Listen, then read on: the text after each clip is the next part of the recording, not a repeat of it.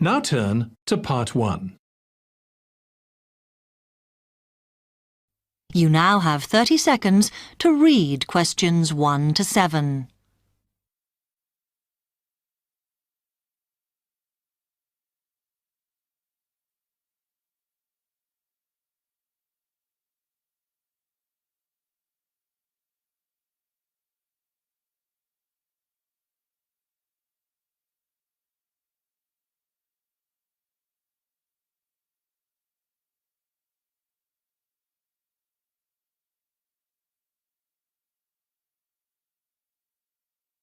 Hi, I've come to ask about the English courses you run for international students. Oh, right.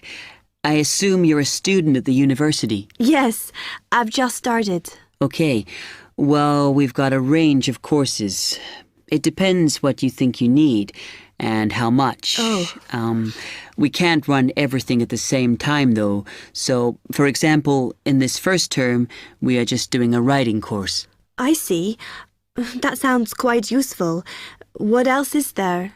Some of the courses only run for single terms, and we tend to focus on what students have difficulty with. That means we don't usually do speaking courses, but next term you can do listening. Oh. That'll help you with lectures and things. Our provision is all based on what the majority of our international students need. So is everything term-based? There's nothing that you run all year? Well, let's have a look. Yes, there is a class for vocabulary and grammar every term. That's for everybody, but it's split into 3 or 4 levels. And what about in the holidays? We don't do anything during the winter or spring break. Oh.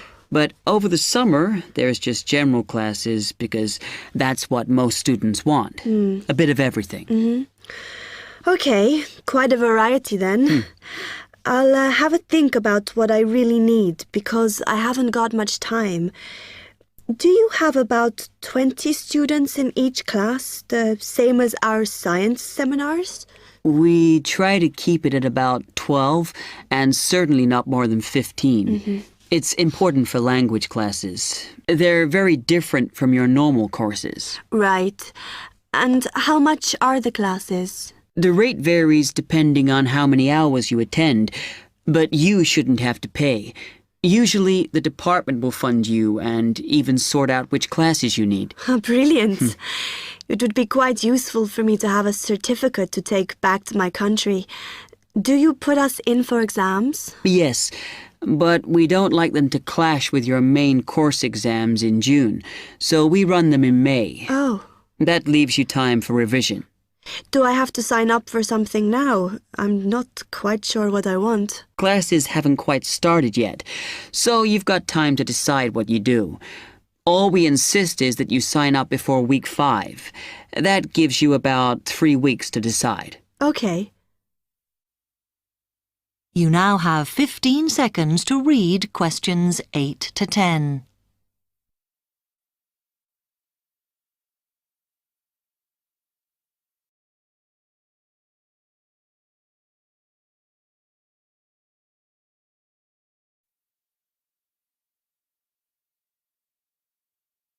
Then, when you've made up your mind, you need to come back here to the administration office to enroll. What do I need to bring with me when I enroll? My identity card, I guess. Yes, or your passport. Uh-huh. Then you'll be given a registration form, which you'll have to show to the teacher when you have your first class. Okay. And should I ask my tutor about which classes I should do then? Yes. Then you get a note from him and give that to the desk when you register. Can I use the computers here as well? Yes. You'll be given a password when you go to your first class.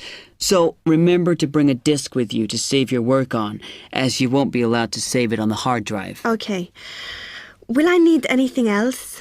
Dictionary? We've got loads of those here that you can borrow. But you'll need a notebook as we don't provide paper or files. Okay. Thanks. That is the end of part 1.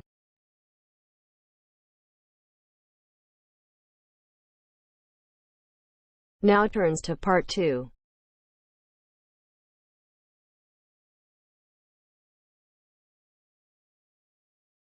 Listen to the guided tour commentary and answer questions 11 to 20. You now have some time to read questions 11 to 20 first.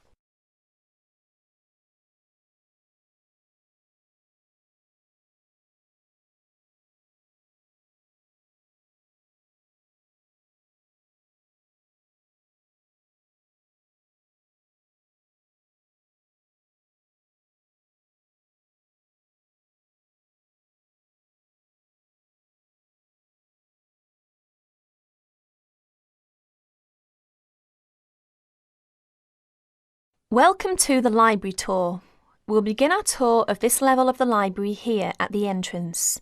Then we'll go in a clockwise direction. So, first of all, over here on the left, next to the entrance, is a touchscreen information service. These computers can be used at any time to get general information about the library and how it works. In front of the touchscreen information service are the catalogues. As you can see, it's a computerized catalogue system and it's very easy to use. The catalogues are linked up to the other libraries at the university, so make sure you check which library a book is in when you are trying to locate a particular item. Next, along here on the left, we have the circulation desk for borrowing and returning books. The returns area, the place for returned books and other items, is at the end of the circulation desk near closed reserve. Closed reserve, as most of you probably know, is a collection of books that are in high demand, so they are on restricted circulation. If a book is on closed reserve, you can only borrow it to use within the library for 3 hours at a time. Over there in the corner are the shelves for newspapers. The library has an extensive collection of local and international English language newspapers. They are kept on those shelves for 1 month and then stored elsewhere. As we continue on our tour, around to the right, this large central section is the reference section. Reference texts cannot be borrowed for use outside the library. They must be used within the library. All these shelves in the centre of this level are the reference section. Now, the stairs here on the left lead to level 2 only. On level 2 are most of the law books. To go up to the other levels of the library, you have to use a lift. Beside the stairs are the restrooms for this floor. Now, as we walk around this corner to the right, this large room on the left is the Audio-Visual Resource Centre. You can come here if you wish to listen to a tape or watch one of the library's videos. Next to the Audio-Visual Resource Centre is the photocopying room. There are 15 copiers for student use, and we've recently added a colour copier. The system for copying uses cards, not coins. You can buy a photocopy card from the technician in charge of the photocopying room, or from the information desk if he isn't here at the time. On our right, these work tables are for student use, especially for small groups to work together, or you and your colleagues can use the conference room, which is that small room there next to the lockers. You can work on group projects in the conference room without disturbing anyone, and there's a conference room on each level of the library. The round desk in front of the lockers is the information desk. If you need help using the catalogues, or you need to organise a loan from another library, the information desk is the place to come. And finally, here, beside the exit doors, these 2 shelves contain current magazines and journals. Like the newspapers, they are kept here for a time and then stored elsewhere. OK, that's the end of the tour of this level of the library. I'll leave you to look around yourselves now, and if you need any further help, please ask at the information desk. That is the end of part 2. You will have half a minute to check your answers.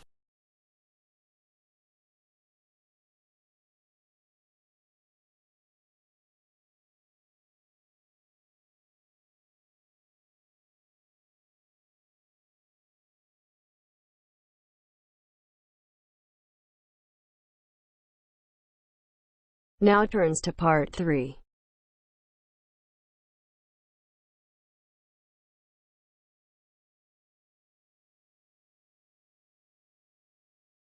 You are going to hear a conversation among Dr. Archer, Larry, and Judy, talking about the new term. First, you have some time to look at questions 21 to 26.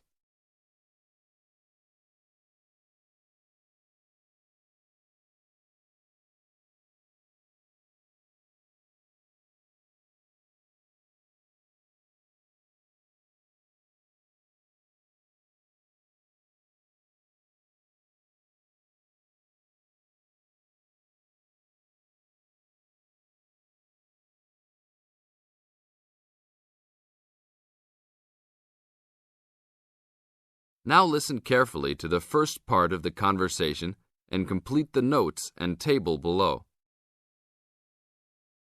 Okay, everybody, welcome back to the new term. I hope you've all had a good break and that you're keen to start on your research project. What I'd like to do this morning is to give you a chance to ask questions about the project, requirements, ways of approach, how to get help if you need it. Today is informal. It may be already written on paper, but it's nice to have an opportunity to have it confirmed. So, any questions? Dr. Archer, is there a confirmed due date yet to hand it in? Yes, I can now confirm that it's 16th of July, not 15th as first advised. Okay? And what about the word limit? Well, there is some flexibility on this, but in general it's 8 to 10,000 words. Ah, I see. And you can choose your topic, anything from years 2 and 3. Yes? I still can't work out what I want to do it on.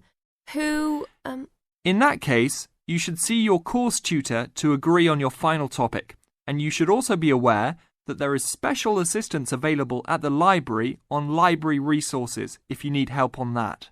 Can I just check on the deadlines for everything? Certainly.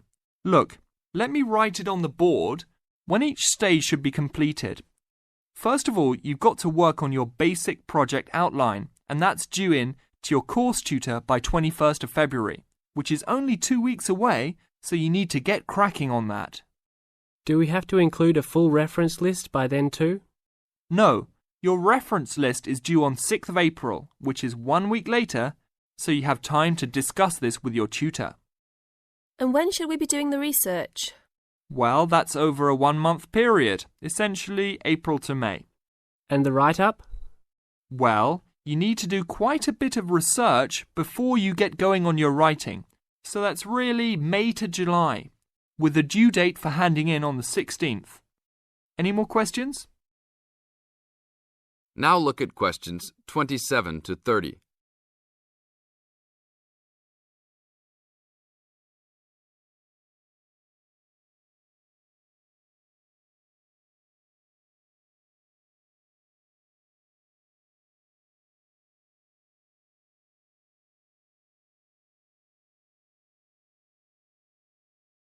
Listen to the second part of the talk and match A, B, or C with questions 27 to 30. Well, sir, just some advice really. It's about the research approach. Would you advise us to use some case studies? Well, Larry, I know these can be difficult to arrange sometimes, but I really feel they are of great benefit in this subject. You can always talk to your tutor if you're having difficulty. Yes? I've looked over some previous research projects that are in the library. Is that a good idea, sir? I heard. Okay. I don't think you should go through them in detail, especially at this early stage, or you might end up being influenced by them more than you realise. But yes, it really is about the best guide you can have to what's required to what's expected in this type of project. Sorry, Judy, I butted in on you. That's all right. It's just that I noticed one project was a joint one. They worked together as a pair. Is that a good idea? Yes, I remember that paper. Working in a pair can have some advantages, but to be frank, this is meant to be an individual project, so it's best to work on your own. About using subjects, is it okay if we use family members? Your own relatives? I don't see why not. They probably offer some advantages in terms of availability, although you need to guard against possible effects on your research outcomes. So, you can if you want.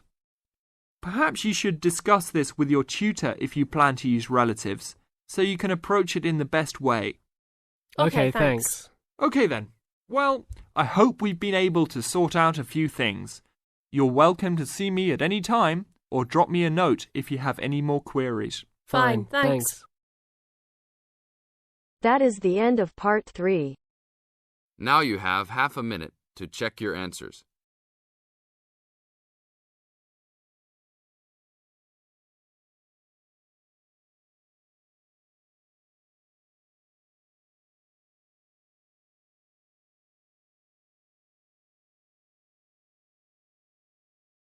Now turns to part 4.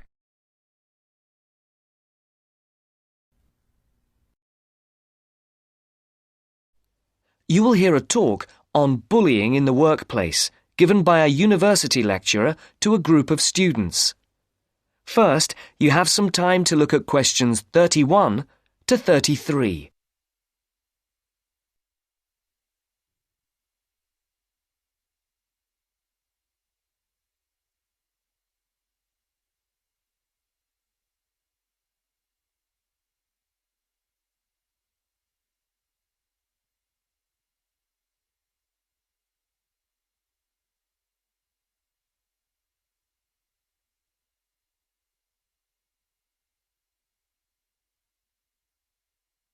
Now listen carefully and answer questions 31 to 33. Complete the notes made by one of the students present. Write no more than 3 words for each answer. Good morning. My name is Dr. Mervyn Forrest, and I specialize in management techniques and training. I've been invited here today to talk to you about the cost to the economy of bad management. And what I would like to dwell on first is an area that has recently been exercising everyone, and that is coercion in the workplace, or, to put it more simply, bullying. It has been estimated that bullying at work costs the British economy up to £4 billion a year in lost working time and in legal fees. And with the problem apparently on the increase, it is time that managers took on board what is happening. I would like to think that what is perceived as bullying is nothing more than lack of experience, insecurity, or lack of awareness on the part of managers, and not a conscious effort to attack someone, but that is perhaps a case of my being naive or over-hopeful. Before we break up into groups to look at the first task on the handout you've got, I'd like to give you a start with some of the main bullying methods that have been identified so far. Basically, what I'm going to do here is to give you examples of 1 or 2 points. Can you all read the OHP clearly? Yes? Right, off we go. Now answer questions 34 to 40. Write no more than 3 words for each answer.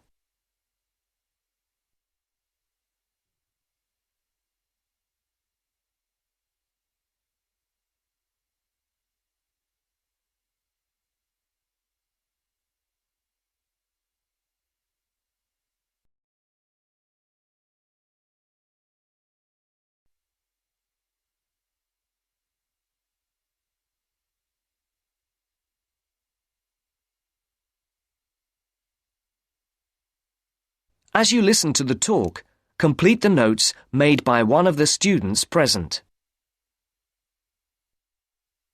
The first item on the list is giving people tasks which managers themselves cannot do and which are therefore impossible to achieve. This is, in fact, a very common strategy used by managers to manage their subordinates.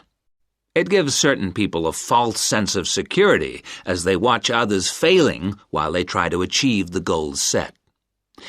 Another simple bullying technique is constantly moving the goalposts, especially when one's employees are in the middle of a task. This is not bad management, it is just plain stupid. All targets and goals set should be easily achieved within a realistic timescale. Sending memos to someone else criticizing the performance of a task where the individual has no way of replying is another common technique. especially when the manager concerned does not reply or makes it impossible for subordinates to contact him or her by not answering the telephone or not replying to emails. This is not the style of a sound manager, but rather the antics of someone with emotional problems. If you behave like that, don't expect your staff to respect you. And now, the technological bully. It is interesting how all tools designed to help can be turned into dangerous weapons. The urgent email bully is fast becoming a problem in the office. Employees turn on their computers to be faced with a string of badly worded emails, making instant and often unrealistic demands, which reveal the hysteria mode of management. Have you ever felt a sense of dread before looking at your email, even your personal messages? All companies should develop a company strategy whereby there is an email code of practice, with offensive messages being forwarded to a designated person for appropriate action. I would now like you to break up into groups and brainstorm other bullying techniques which you think you may have experienced, and perhaps, if you're honest, which you have been party to. I can think of at least 9 more bullying strategies. I would also like you to consider ways in which you think that each of the techniques on your list can be countered. Is everyone clear as to what the task is? Yes? Okay. You've got 20 minutes to do this. That is the end of part 4. You now have half a minute to check your answers.